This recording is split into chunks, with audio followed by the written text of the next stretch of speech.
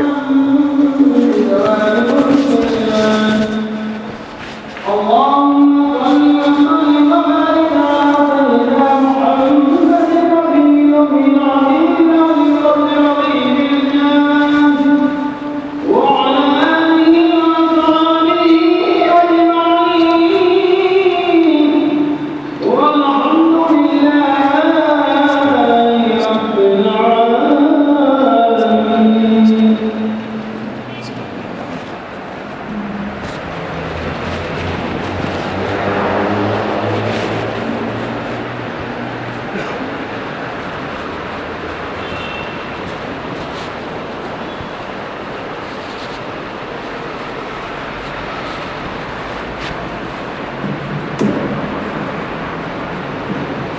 السلام عليكم ورحمة الله تعالى وبركاته.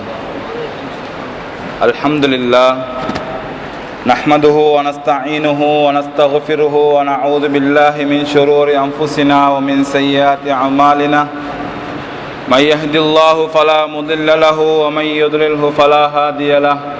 ونشهد أن لا إله إلا الله وحده لا شريك له. ونشهد أن سيدنا محمدا عبده ورسوله.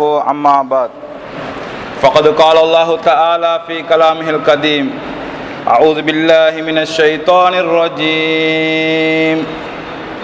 بسم الله الرحمن الرحيم. ويل للمطففين الذين إذا اكتالوا على الناس يستوفون وإذا كالوهم أو وزنوهم يخسرون ألا يظن أولئك أنهم مبعوثون ليوم عظيم يوم يقوم الناس لرب العالمين. صدق الله المولى العليم وصدق رسوله النبي الكريم. سبحانك لا علم لنا إلا ما علمتنا إنك أنت العليم الحكيم. إن أريد إلا الإصلاح ما استطعت وما توفيقي إلا بالله عليه توكلت وإليه أنيب. சர்வ புகழும் புகழ்ச்சியும் ஏக வல்ல நாயன் அல்லாஹ்வுக்கு சுப்ஹானஹு தஆலா ஒருவனுக்கு உரித்தாகட்டும். அல்ஹம்துலில்லாஹ்.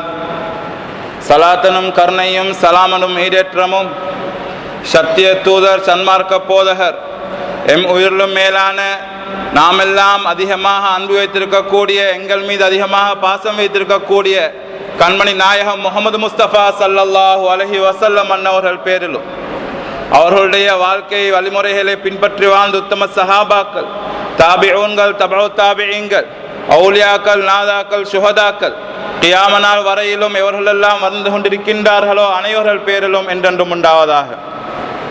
புனித ஜும்மாவுடைய கடமையை நிறைவேற்ற வந்திருக்கும், அல்லாஹுடைய இல்லத்திலே வீட்டிற்கும் ஈத்துக்காஃபுடைய நியத்துடன் அமர்ந்திருக்கும் அல்லாஹு தஆலாவின் நல்லடியார்களே, அல்லாஹும் அவனுடைய ரசூல் ஸல்லல்லாஹு அலைஹி வஸல்லம் அன்னவர்களும் எந்தெந்த விடயங்களை நம்முடைய வாழ்வில் எடுத்து நடந்து கொள்ள வேண்டும் என்று எங்களுக்கு கட்டளையிட்டுள்ளார்களோ அவை அனைத்தையும் நம்முடைய வாழ்வில் முற்றும் முழுதாக எடுத்து நடந்து கொள்ளுமாறும், எவைகளை செய்யக்கூடாது என்று எங்களுக்கு எச்சரிக்கை செய்திருக்கின்றார்களோ அவை அனைத்தையும் நம்முடைய வாழ்விலிருந்து முற்றும் முழுதாக தவிர்த்து நடந்து கொள்ள வேண்டும் என்றும் ஆரம்பமாக எனக்கும் என்னுடைய குடும்பத்தினர்களுக்கும் அடுத்ததாக உங்களுக்கும் வசியத்தனும் நல்லுபதேசம் செய்து கொள்கின்றேன். இறைவனுக்கு சுப்ஹானஹு தஆலா இங்கே குளிர்க்கக்கூடிய அனைவர்களுடைய அனைத்து ஹலால ஹாஜத்துக்கள் அனைத்தையும் இங்கே கண்ணியமிக்க இடத்திலே அடங்கப்பட்டிருக்கக்கூடிய குத்துபு செய்லான் ஷேக் உஸ்மான் வலியுல்லா அன்னவர்களுடைய பொருட்டினால் அனைவர்களுடைய தேவைகளை நிறைவேற்றி தந்தருள்வானாக. அன்பிக்கினிய இஸ்லாமிய சகோதரர்களே, பெரியார்களே, இறைவன் ஹக்கு சுப்ஹானஹு தஆலா இவ்வையகத்திலே பல கோடிக்கணக்கான பல்லாயிரக்கணக்கான படைப்புகளை, ஜீவராசிகளை படைத்து வைத்திருக்கிறான். அந்த படைப்பினங்களிலே சிறந்த படைப்பாக, கண்ணியமிக்க படைப்பாக மனிதனை தேர்ந்தெடுத்திருக்கின்றான். கண்ணியத்துக்குரியவர்களே, அல்லாஹ்வுக்கு சுப்ஹானஹு தஆலா நாமெல்லாம் ஜெயம் பெற வேண்டும் என்பதற்காக வேண்டி காலத்துக்கு காலம் நபியுனா ஆதம் அலைஹிஸ்ஸலாத்து வஸ்ஸலாம் அன்னவர்கள் முதல் நபியுனா ஈசா அலைஹிஸ்ஸலாத்து வஸ்ஸலாம் அன்னவர்கள் வரை ஒவ்வொரு காலத்துக்கு ஏற்ப அந்த காலத்துக்கு மாதிரி அல்லாஹ்வுக்கு சுப்ஹானஹு தஆலா நபிமார்களை அனுப்பி கொண்டே இருந்தான். கடைசியாக இறுதியாக இதற்கு பின்னால் வரக்கூடியவர்களுக்கும் அனைவர்களுக்கும் ஒரு நபியாக, அனைவர்களுக்கும் ஒரு ரஹ்மத்தாக கண்மணி நாயகம் முஹம்மது முஸ்தபா ஸல்லல்லாஹு அலைஹி வஸல்லம் அவர்களை அனுப்பி வைத்திருக்கிறான் என்று சொன்னால் அது மிகையாகாது. ஏனென்று சொன்னால் கண்ணியத்துக்குரியவர்களே, நாங்கள் பெருமைப்பட வேண்டும். அல்லாஹ்வுக்கு சுப்ஹானஹு தஆலா இந்த உலகத்திலே அனுப்பின எல்லா நபிமார்களும், உலகத்திலே அனுப்பின எல்லா ரசூல்மார்களும் அந்தந்த சமூகத்துக்கு மாத்திரமே தவிர யாருக்கும் கிடையாது.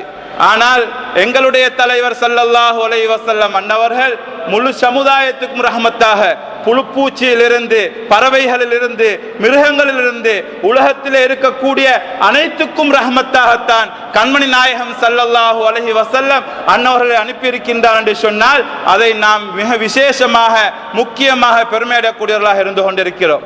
அது மாத்திரமல்ல சகோதரர்களே, அதிலும் கண்மணி நாயகம் ஸல்லல்லாஹு அலைஹி வஸல்லம் உம்மத்திலே, அதுவும் அன்று ஸல்லல்லாஹு அலைஹி வஸல்லம் சொன்னார்களே, என்னுடைய உம்மத்தினர்கள் 73 கூட்டங்களாக பிரியும், அதிலே ஒரே ஒரு கூட்டம் தான் சுவர்க்கம் போகும் என்று சொன்னார்களே, அந்த உண்மையான கொள்கைவாதிகளாக இருக்கக்கூடிய அடிப்படையிலே நாம் பெருமைப்படக்கூடியவர்களாக இருந்து கொண்டிருக்கிறோம். அன்பிக்கினிய சகோதரர்களே, கண்மணி நாயகம் ஸல்லல்லாஹு அலைஹி வஸல்லம் அவர்களை அன்பு வைத்திருக்கிறோம், அவர்களுடைய அஹ்லு பைத்களை அன்பு வைத்திருக்கிறோம், அவுலியாக்களை நேசிக்கிறோம், குதுமார்களை மதிக்கின்றோம்.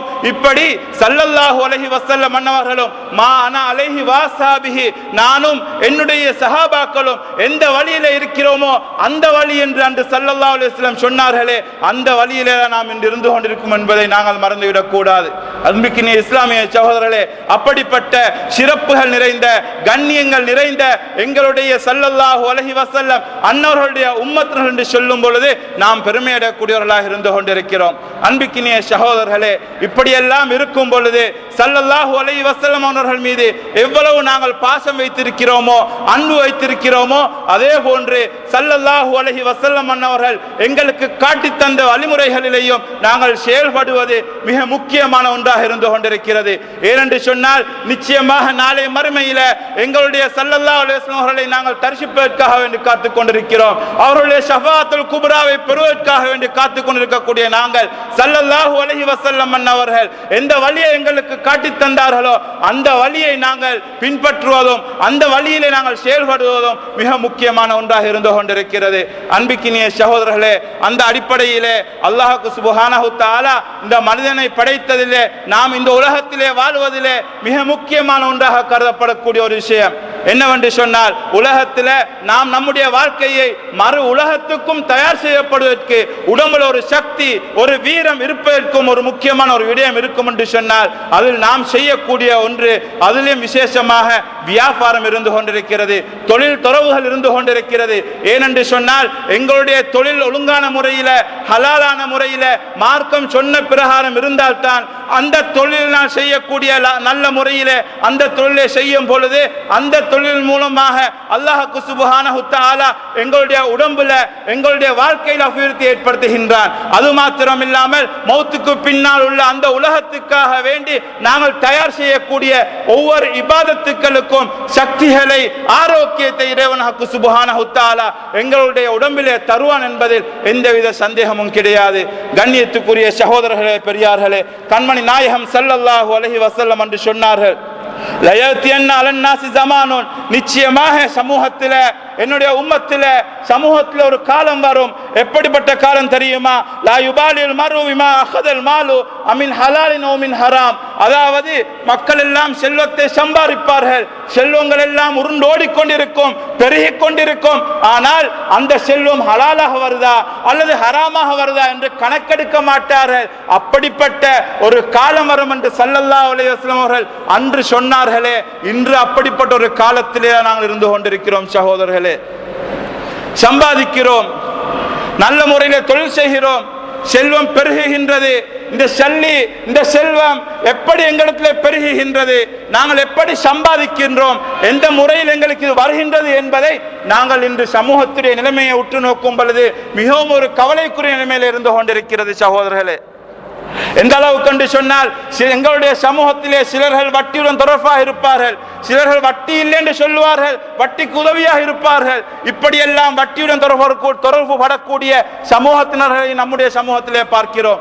இன்னும் சிலர்கள் அதிலே கலந்து விடுபட முடியாமல் தவித்துக் கொண்டிருக்கக்கூடிய சிலர்களையும் நாங்கள் பார்க்கிறோம்.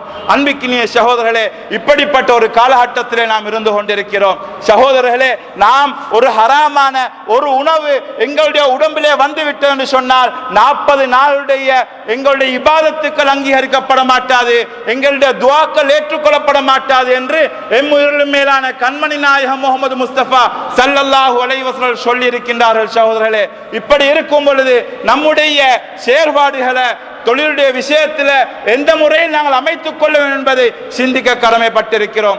அன்பிக்கினிய சகோதரர்களே, பெரியார்களே, உலகத்தில் இந்த பிரபஞ்சத்தில் நாங்கள் பார்க்கிறோம், பூச்சு புழுவிலிருந்து, மிருகங்களிலிருந்து, பறவைகளிலிருந்து அதனுடைய உணவுகளை தேடிக்கொண்டிருப்பதை நாங்கள் பார்க்கிறோம்.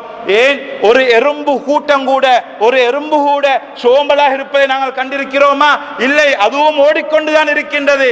ஏன்? அதனுடைய ரிஸ்கை அது தேடிக்கொண்டிருக்கிறது. சகோதரர்களே, அப்படி இருக்கும் பொழுது எல்லா படைப்பினங்களையும் மேலான படைப்பு, எல்லா படைப்பினங்களையும் சிறந்த படைப்பாக கணக்கிடப்படக்கூடிய இந்த மனித சமுதாயம், அதிலேயும் ஸல்லல்லாஹு அலைஹி வஸல்லம் அவர்களுடைய உம்மத்து என்று அல் குர்ஆன் ஷரீஃபிலே வர்ணிக்கப்பட்ட குந்தும் கைர உம்மத்தின் உஹ்ரிஜத் லின்னாஸ் என்று வர்ணிக்கப்பட்ட சிறந்த உம்மத்தினர்களாகிய நாங்கள் நம்முடைய வாழ்க்கையை எந்த முறையிலே நாங்கள் அமைத்துக் கொள்ள வேண்டும் என்பதை நாங்கள் கடமைப்பட்டிருக்கிறோம். சகோதரர்களே, அது மாத்திரமல்ல, கண்மணி நாயகம் ஸல்லல்லாஹு அலைஹி வஸல்லம் அவர்கள் தொழில் செய்வதை ஆர்வமூட்டியிருக்கிறார்கள். இன்று பார்க்கிறோம், தொழில் செய்வதிலே ஆர்வம் இல்லாத எத்தனையோ சகோதரர்கள் ஏதோ பெற்றோர்கள் சம்பாதித்து வைத்திருக்கிறார்கள், பெற்றோர்கள் சம்பாதித்து தந்திருக்கிறார்கள் என்று சொல்லி அவர்களுடைய சொத்துக்களை, செல்வங்களை வீணான முறையிலே செலவழித்துக் கொண்டிருக்கக்கூடிய சமூகத்தினர்களையும் பார்க்கக்கூடியதாக இருந்து கொண்டிருக்கிறது. அன்பிக்கினிய சகோதரர்களே, கண்மணி நாயகம் ஸல்லல்லாஹு அலைஹி வஸல்லம் சொன்னார்கள், அல் காசிபு ஹபீபுல்லா, சம்பாத்தியம் செய்யக்கூடியவனும் அல்லாஹ்வுடைய பிரியன் என்று சொல்லி காட்டினார்கள். அல்லாஹ்வின் மீது அன்பு வைக்கக்கூடிய என்று சொல்லி காட்டினார்கள். அல்லாஹ்வுக்கு மிகவும் விருப்பத்துக்குரிய என்று சொல்லி காட்டினார்கள் ஸல்லல்லாஹு அலைஹி வஸல்லம் அவர்கள். ஒரு முறை ஸல்லல்லாஹு அலைஹி வஸல்லம் அன்னவர்கள் சஹாபாக்களோடு உட்கார்ந்து கொண்டிருந்து நல்லுபதேசம் செய்து கொண்டிருக்கையிலே ஒரு மனிதர் யாசகம் கேட்டு வருகிறார். சகோதரர்களே, யாசகம் கேட்டு வரும் பொழுது கண்மணி நாயகம் ஸல்லல்லாஹு அலைஹி வஸல்லம் அவர்கள் அந்த மனிதரை பார்த்து கேட்டார்கள், உங்களுடைய வீட்டிலே ஏதாவது இருக்கிறதா என்று கேட்டார்கள். அதற்கு அந்த மனிதர் சொன்னார், ஆம் இருக்கிறது. என்ன இருக்கிறது? ஒரு போர்வையும் ஒரு தண்ணீர் குடிக்கக்கூடிய ஒரு கோப்பையும் தான் இருக்குது என்று சொன்னார்கள். சகோதரர்களே, இன்று நாம் வாழக்கூடிய காலத்துக்கும் அன்று வாழ்ந்த காலங்களுக்கும் அதிகமான வித்தியாசம் இருந்து கொண்டிருக்கிறது.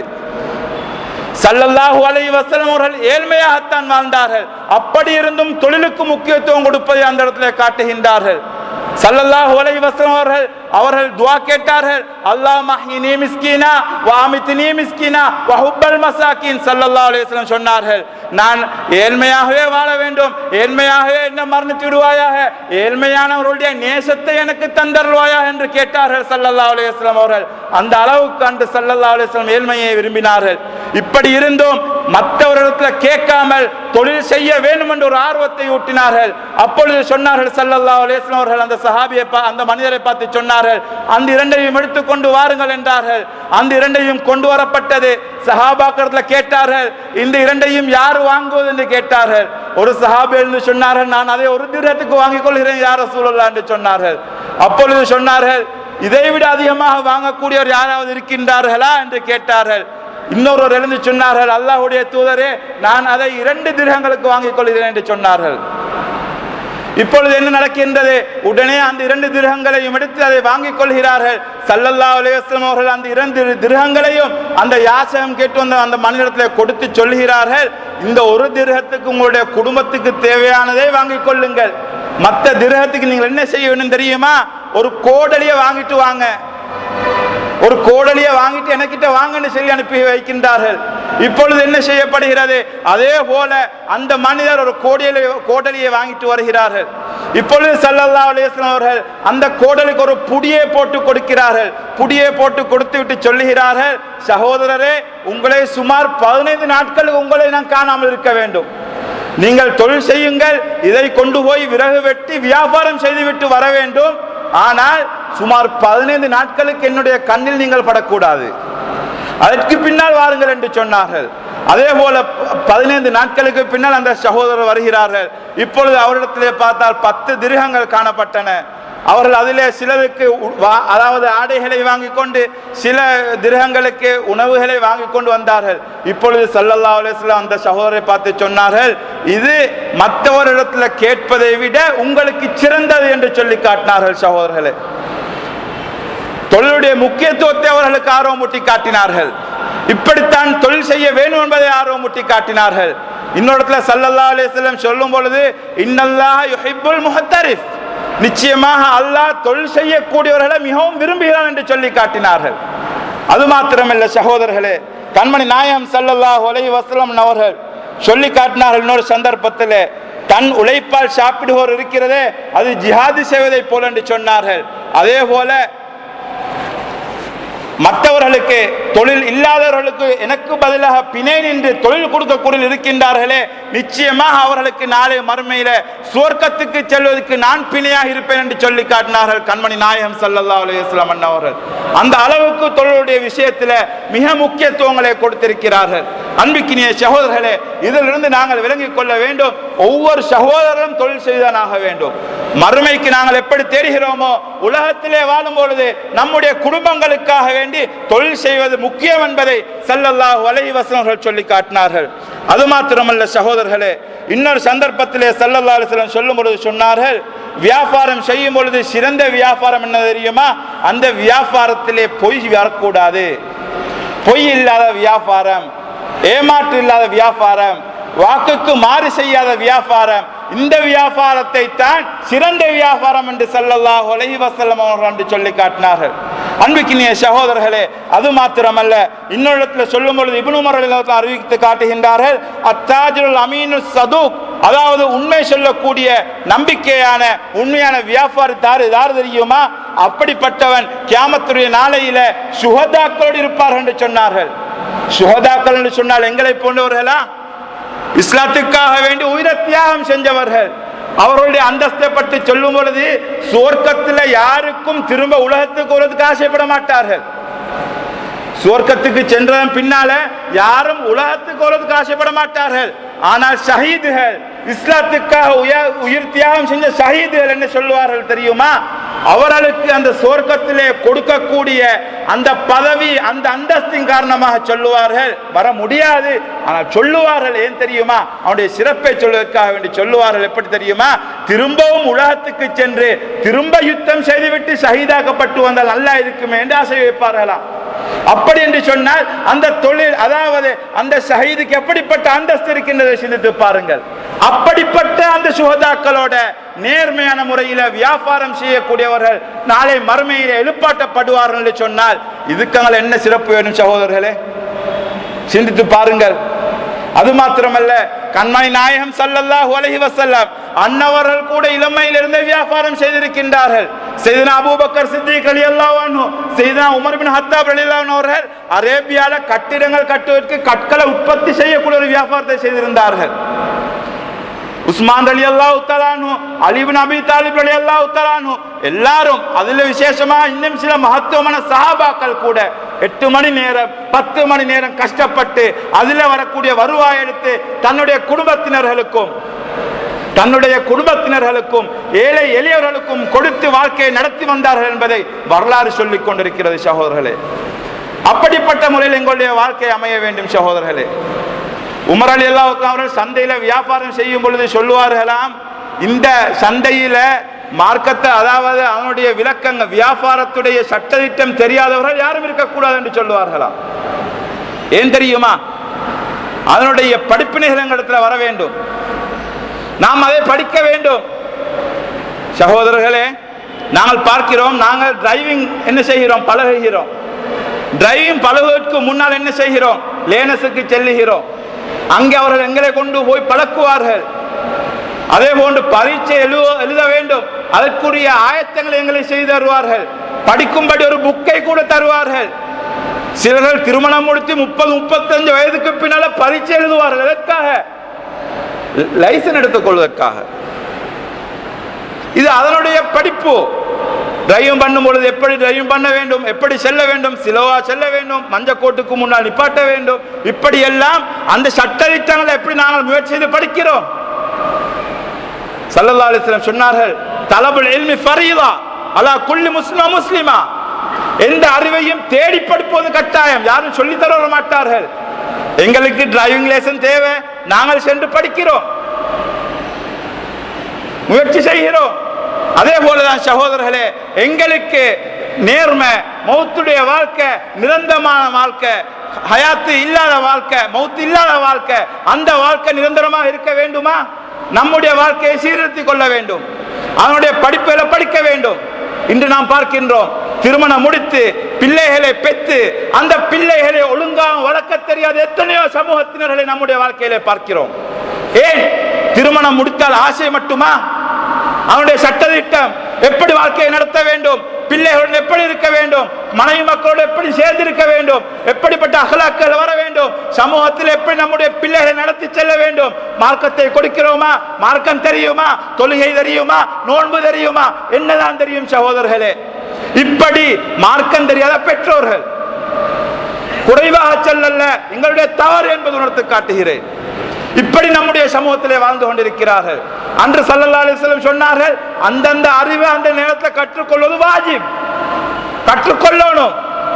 அப்பதான் அவனுடைய வாழ்க்கை எங்களுக்கு தெரியும். துன்யாவுக்காக வேண்டி உலகத்தில் லாபங்களை தேடிக்கொள்வதற்காக, உலகத்தில் சுதந்திரமான முறையில் அழகான முறையில் வாழ்ந்து கொள்வதற்காக வேண்டி நாம் அதற்குரிய வழியை செய்வது போல, மௌத்துக்கு பின்னால் வாழக்கூடிய நிரந்தரமான வாழ்க்கைக்காக இந்த உலகத்தில் அதற்கு நாங்கள் தயாராக வேண்டும் சகோதரர்களே.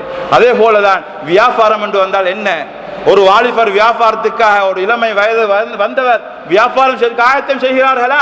பெற்றோர்களை கேட்கணும், தந்தையை எப்படி வியாபாரம் செய்ய வேண்டும், தந்தை சொல்லிக் கொடுக்க வேண்டும். நேர்மை வர வேண்டும், உண்மை வர வேண்டும், மற்றவர்களை ஏமாற்றக்கூடாது, மற்றவர்களை அலைய விடக்கூடாது, அது பெரிய ஒரு பாவம். எந்த வகையிலே நோவினை செய்யக்கூடாது, உண்மையை சொல்லித்தான் வியாபாரம் செய்ய வேண்டும் என்று சொல்லிக் கொடுக்க வேண்டும். இன்று நாம் பார்க்கின்றோம் சமூகத்தில் ஸல்லல்லாஹு அலைஹி வஸல்லம் சொன்னார்கள், மன் கஷனா வலைஸ மின்னா, யார் ஏமாற்றுகிறார்களோ அவருடைய என்னுடைய உம்மத்தல்ல என்று சொன்னார்கள். இன்று பார்த்தால் அவர்களை போன்று அழகான முறையில் யாரும் கிடையாது. எந்த அளவுக்கு என்று சொன்னால், சுன்னத்துகளை சரிவரப்பென சமூகத்தில் காட்டுவார்கள். முழங்காலுக்கு கொஞ்சம் மேல சாரங்களை உயர்த்தி இதுதான் சுன்னத் என்று காட்டுவார்கள். அதிகமாக தாடிகளை வளர்த்து, தாடி வளர்ப்பது சுன்னத்துத்தான், சமூகத்தை ஏமாற்றுவதற்காக வேண்டி வளர்த்துக் கொண்டிருக்கின்றார்கள். அவர்களை சொல்லுகிறேன், இப்படி வளர்த்துக் கொண்டு சமூகத்தை ஏமாற்றிக் கொண்டிருக்கிறார்கள். உண்மை, சுன்னத்து விடுபடாம தொழுவார்கள், அவர்களை போன்று நல்லவர்கள் இல்லை. ஆனால் பள்ளிகளை பார்த்தா தெரியும். சமீபத்தில் நெட்டுகளை கூட நான் பார்த்திருக்கிறேன், பள்ளியை போட்டு அனாச்சாரத்தில் ஈடுபட்ட மாதிரி, பள்ளிகள்ல தும்பு தடி எடுத்துக்கொண்டு விளையாடுற மாதிரி, இப்படி எத்தனை விஷயங்களை பார்த்திருக்கிறேன் சகோதரர்களே. அல்லாஹ்வுடைய மாளிகையுடைய பக்குவமே கிடையாது, அல்லாஹ்வுடைய இறை இல்லம் என்ற அந்த பயமே கிடையாது சகோதரர்களே. இப்படி வாழக்கொண்டிருக்கிறார்கள், சமூகத்தை லேசாக ஏமாற்றிக் கொண்டிருக்கிறார்கள். இந்த இப்படிப்பட்டவர்களுக்கு மாற்றிக்கொண்டால் நிச்சயமாக நாங்கள் மாற்றிக்கொள்வோம். ஸல்லல்லாஹு அலைஹி வஸல்லம் சொன்னது போல் இருக்கிறார்கள், யார் ஏமாற்றுகிறார்களோ என்னுடைய உம்மத்தல்ல, உண்மைதான், அதுதான் அவர் அப்படி இருக்கிறார்கள். நாங்கள் மாற்றிவிடாமல் எங்களை பாதுகாத்துக் கொள்ள வேண்டும், எங்களுடைய ஈமானை பாதுகாத்துக் கொள்ள வேண்டும். ஸல்லல்லாஹு அலைஹி வஸல்லம் அவர்கள் அதுக்காகத்தான் கஷ்டப்பட்டார்கள். அவர்கள் ஒரு சந்தையில சென்று கொண்டிருக்கும் கோதுமை மாவிலே கையை போட்டு பார்க்கிறார்கள், ஈரம். அந்த சஹாபியிடம் கேட்டார்கள், இதை நீங்கள் வெளிரங்கப்படுத்தி வைக்கலையா, இதை வெளிரங்கப்படுத்தி வைக்கல என்று கேட்டார்கள். ஏன்? எதையும் மக்களுக்கு விளங்கப்படுத்தி என்ன செய்ய வேண்டும்? வியாபாரம் செய்ய வேண்டும். இதைத்தான் கண்மணி நாயகம் ஸல்லல்லாஹு அலைஹி வஸல்லம் சொல்லி இருக்கிறார்கள். எந்த அளவு கண்டு சொன்னால், மன்பா ஐபன், ஒரு குறையுள்ள ஒரு பொருளை ஒருவன் விற்கிறானோ, லம் யுபையின்ஹு, அதை தெளிவுபடுத்தாமல் ஒரு பொருளை ஒருவன் விற்கிறானோ, வியாபாரம் செய்கிறானோ, அவன் அல்லாஹ்வுடைய கோபத்துக்கும் ஆளாகுவான், மலக்குமாருடைய கோபத்துக்கும் ஆளாகுவார்கள். இதில் எந்தவித சந்தேகமும் கிடையாது. இப்னு மாஜாவில் பதியப்பட்ட ஹதீஸ். அபூ ஹனீஃபா ரஹ்மத்துல்லாஹி அலைஹி அவர்கள், நாங்கள் கேள்விப்பட்டிருக்கிறோம், ஹனஃபி மத்ஹபை சேர்ந்தவர்கள், அவர்களுடைய வாழ்க்கையை பாருங்கள் சகோதரர்களே. அவர்களும் ஒரு ஆடை வியாபாரம் செய்திருக்கிறார்கள். அவர்களுக்கு ஒரு கூட்டாளி இருந்தார், பிஷ்ர் என்று சொல்லக்கூடிய ஒரு கூட்டாளி. அவர்கள் தான் என்ன செய்வார்கள், மிஸ்ர் தேசத்திலே இருந்து இவர்கள் ஆடைகளை கொடுத்து அனுப்புவார்கள், அதை கொண்டு போய் வித்துவிட்டு லாபங்களோடு வருவார்கள். இப்பொழுது அபூ ஹனீஃபா ரஹ்மத்துல்லாஹி அவர்கள் எப்படி நேர்மையாக ஸல்லல்லாஹு அலைஹி வஸல்லம் அவர்கள் எப்படி காட்டி கொடுத்தார்களோ அதே போன்று வாழ்ந்ததற்கு ஒரு முன்மாதிரியாக இந்த சம்பவம் இடம்பட்டிருக்கிறது. என்ன நடக்கின்றது? அவர்கள் போகிறார்கள் வியாபாரம் செய்வதற்காக வேண்டி. போகிறதுக்கு முன்னால சுமார் 70 துணிகள், இன்று நாங்கள் வியாபாரம் செய்வது போல 70 துணிகள், அந்த 70 துணிகளை கொடுத்துட்டு சொன்னார்கள், இது சகோதரரே, இதுல ஒரு துணி கொஞ்சம் கிழிந்திருக்கிறது, இதை நீங்கள் விற்கும் பொழுது அந்த வாங்குவோரிடம் சற்று விளங்கப்படுத்தி கொஞ்சம் கிழிஞ்சிருக்கிறது, ஒன்று நியாயமாகவோ லாபமாகவோ கொடுத்து விடுங்கள் என்று சொல்லி அனுப்புகின்றார்கள். இப்பொழுது அவரும் வியாபாரம் செய்துவிட்டு கூஃபாவுக்கு திரும்புகிறார்கள். நாம் என்றால் முதலாவதாக நம்முடைய சகோதரன் வியாபாரம் செய்துவிட்டு வந்தால் கேட்கக்கூடிய முதல் கேள்வி என்ன? எவ்வளவு லாபம், எவ்வளவு சம்பாதித்து வந்தீர்கள்? அதைத்தான் முதலாவதாக நாங்கள் கேட்போம். அல்லாஹ் அனைவருடைய ஈமானையும் பலப்படுத்த வேண்டும். அப்படிப்பட்ட எண்ணம் வந்துவிடக் கூடாது. சொன்னார்கள் அபு ஹனீஃபா ரஹ்மத்துல்லாஹி அலைஹி அவர்கள் முதலாவதாக சொன்ன விடயம் என்ன தெரியுமா? சகோதரரே, நான் உங்களிடத்துல சொன்னேனே, அந்த கிழிந்த ஆடையை நீங்கள் அதாவது தெளிவுபடுத்தியா விட்டீர்கள் என்று கேட்டார்கள். அதைத்தான் முதலாவதாக கேட்டார்கள். அதைத்தான் முதலாவதாக கேட்டார்கள். அதற்கு அவர்கள் சொன்ன பதில், இமாம் அவர்களே, நான் மறந்துட்டேன், அனைத்தையும் ஒரே லாபத்துக்கு மாதிரி நான் கொடுத்துட்டேன் என்று சொன்னார்கள். இப்பொழுது அவர்கள் அசுல் ஃபர் முதல் எல்லா சல்லியை, லாபம் வந்த சல்லி, லாபத்துக்கு போட்ட காசு அனைத்தையும் அவர்கள் தர்மம் செய்து விட்டார்கள். சகோதரர்களே, சுப்ஹானல்லாஹ், அதில் ₹1 காசு கூட அவர் எடுக்கல, அனைத்தையும் தர்மம் செய்து விட்டார்கள். இப்படிப்பட்ட குணம் எங்களுக்கு மத்தியிலே வருமா? இந்த சமூகத்தில் எங்களுடைய சமூகமே மற்ற சமூகங்களுக்கு மத்தியில் சீரழிகிறது. எப்படி? செக்க கொடுப்பார்கள், செக் 15 நாள் டேட் போட்டு அல்லது 10 நாள் டேட் போட்டு கொடுப்பார்கள். ஏன் கொடுப்பார்கள்? இதற்கு பின்னால் மாற்றிக்கொள்ளுங்கள் என்று. கடைசியில் அதை நம்பி அவர் அந்த 10 நாளைக்கு பின்னால பேங்குக்கு போய் கொடுக்குகின்றார்கள். சல்லி இல்லை, ஏமாற்றம், அலைய விடுவது. இது சகோதரர்களே, நாங்கள் நினைத்து விடக்கூடாது. இது ஹலாலாக இருந்தால் தான் அதுல வரக்கூடிய ₹1 காசாக தன்னுடைய பிள்ளைகளுக்கு கொடுக்கக்கூடிய உணவு ஹலாலாக மாறிவிடுகிறது. நாம் பாவம் செய்கிறோம், நம்முடைய பாவம் நம்முடன் போகட்டும் என்று சொல்லி நாங்கள் பாவத்தை சம்பாதிக்கும் பொழுது அதனால் வரக்கூடிய லாபங்களை நாங்களாதான் சாப்பிடுறோம். நமக்கு பிள்ளை குட்டிகள் இல்லையா? நமக்கு மனைவி மக்கள் இல்லையா? அவர்கள் என்ன பாவம் செய்தார்கள்? பச்சிலம் குழந்தை மாப்பெட்டியை வாங்கி கொண்டு போய் கொடுப்போம், அந்த புள்ள பாவமா செய்தது? ஏன் சகோதரர்களே, இப்படிப்பட்ட குணம் நம்முடைய சமூகத்திலே பெரிய காணப்படுகிறது. மற்றவர்கள் அலைய விடுவது, வியாபாரம் செய்யும் பொழுது ₹1 நஷ்டமா போனாலும் பரவாயில்லை என்ற எண்ணத்தோடு செய்ய வேண்டும். சகோதரர்களே, ஜுபைர் பின் அவ்வாம் ரலியல்லாஹு தஆலா என்ற சஹாபி,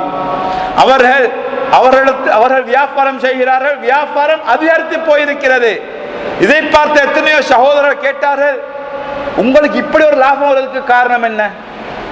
அப்பொழுதுதான் சொல்லிக் கொடுத்தார்கள், நான் வியாபாரம் செய்கிறேன், சில நேரங்களில் சிறிய ஒரு லாபத்தை வைத்து தான் நான் வியாபாரம் செய்வேன், சிறிய ஒரு லாபம் வைத்து. சில சந்தர்ப்பத்தில் நஷ்டம் போகக்கூடிய சமயத்தில் எனக்கு நஷ்டம் போனாலும் பரவாயில்லை, வாங்கக்கூடியவர்களுக்கு எந்த பிரச்சனையும் வந்துவிடக்கூடாதுன்னு விட்டு கொடுப்பேன். இதனால் தான் அல்லாஹ் எனக்கு இப்படி அதிகமாக தந்திருக்கிறான் என்று சொல்லி காட்டினார். அன்பிக்கினிய சகோதரர்களே, இப்படியெல்லாம் சமூகத்துடைய வாழ்க்கை.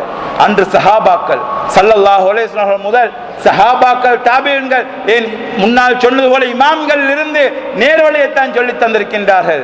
ஏமாற்று வியாபாரம் செய்வதை தடை செய்திருக்கின்றார்கள்.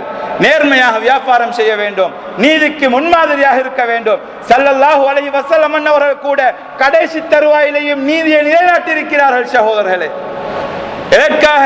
நம்முடைய சமூகம் படிப்பினை பெற வேண்டும் என்பதற்காக. அடுத்ததாக நாங்கள் என்ன செய்கிறோம்? கடன் கொடுக்கிறோம், கடன் வாங்கிறோம். இதுவும் ஒரு மார்க்கத்தில் ஆகமாக்கப்பட்ட ஒரு செயல். இப்பொழுது நாங்கள் எப்படி கடன் எடுக்கிறோம்?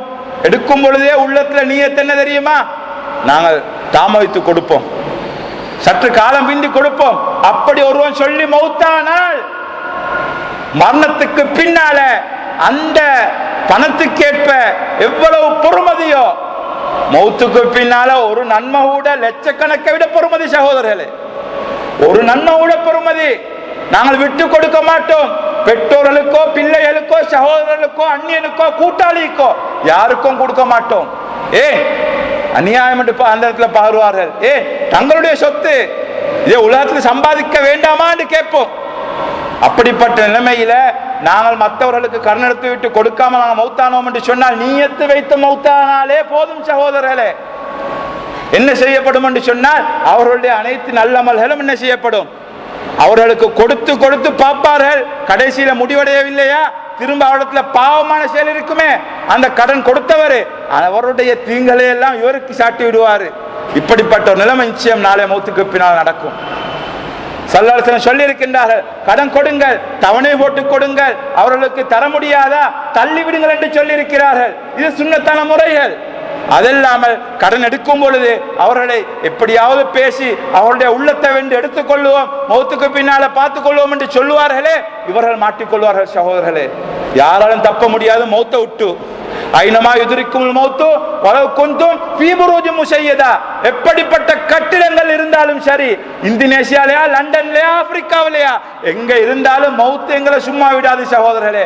எங்கிருந்தாலும் வந்து தான் சேரும். அதற்குரிய வழி, மௌத்துக்கு பின்னால் எங்களை கபூர்ல வைக்கும் பொழுது எங்களுடைய தலைவர், எங்களுடைய உயிருக்கு மேலான முஹம்மது ஸல்லல்லாஹு அலைஹி வஸல்லம் திருக்காட்சியை காட்டும் பொழுது நாங்கள் செல்ல வேண்டும் அல்லவா, அஷ்ஹது அன்னக ரசூலுல்லாஹ் ஸல்லல்லாஹு அலைஹி வஸல்லம், இது எங்களுடைய தூதர் என்று சொல்ல வேண்டும் அல்லவா, இது எங்களுடைய நேரவழி காட்டினர் என்று சொல்ல வேண்டும் அல்லவா. அதற்கேற்பமாறு எங்களுடைய வாழ்க்கையை நாங்கள் அமைத்துக் கொள்ள வேண்டும்.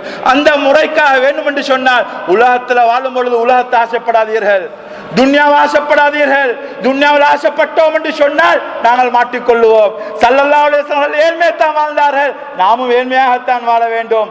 மற்றவர்களுக்கு கொடுத்துட வேண்டும், உதவக்கூடிய பண்பு வர வேண்டும். சஹாபாக்கள் யுத்தங்கள்ல கூட உயிரை தியாகம் செஞ்சு மற்றவர்களுக்கு உதவியை நாடி இருக்கிறார்கள் சகோதரர்களை, வரலாறுகளை பார்க்கிறோம். அப்படிப்பட்ட சமூகமாக வாழ வேண்டும், அப்படிப்பட்ட குணங்கள் எங்களிடத்தில் வர வேண்டும். ஆக அல்லாஹ் சுப்ஹானஹு வ தஆலா நம் அனைவரையும் பொருந்திக் கொள்வானாக. யா அல்லாஹ் எங்களுடைய பாவங்களை மன்னித்தந்தருள்வாயாக. யா அல்லாஹ் எங்களுடைய குற்றம் குறைகளை மறைத்தந்தருள்வாயாக. யா அல்லாஹ் இது உன்னுடைய மாளிகையில நல்லவர்கள் அடக்கப்பட்ட இந்த இடத்துல யா அல்லாஹ் கையேந்து கேட்கிறோம், அவர்களை வசீலாவாக வச்சு கேட்கிறோம். ரப்பே ரஹ்மானே, எங்களுடைய பாவங்களை மன்னித்தந்தருள்வாயாக. எங்களுடைய உள்ளங்கள்ல என்னென்ன நல்ல நியத்துக்கள் இருக்கிறதோ ரப்பே ரஹ்மானே அனைத்தையும் கபூல் செய்து கொள்வாயாக. யா அல்லாஹ் எங்கள் அனைவரையும் கலிமாவை மன்னிக்க செய்வாயாக. உலகத்துல வாழும் பொழுது நீ பொருந்திக் கொள்ளக்கூடிய அடியார்களாக எங்களை மாற்றி வைப்பாயாக. யா அல்லாஹ் மரணிக்கும் பொழுது லா இலாஹ இல்லல்லாஹ் முஹம்மது ரசூலுல்லாஹ் கலிமாவோடு மரணிப்பது மாத்திரம் இல்லாமல் எங்களுடைய ஹபீப், நாம் நேசம் வைத்திருக்கக்கூடிய, அதிகமாக அன்பு வைத்திருக்கக்கூடிய, பாசமும் நேசமும் நிறைந்த எங்களுடைய தலைவர் முஹம்மது ஸல்லல்லாஹு அலைஹி வஸல்லம் அன்னவருடைய திருக்காட்சியை பார்த்தவாறு ரப்பே ரஹ்மானே எங்கள் உயிரை கைப்பற்றி விடுவாயாக. எங்களுடைய துஆக்களை இந்த கண்ணியமான இந்த தினத்துடைய பொருட்டால் ஏற்றுக்கொள்வாயாக. வாஹிரு தஅவானா அல்ஹம்துலில்லாஹி ரப்பில் ஆலமீன்.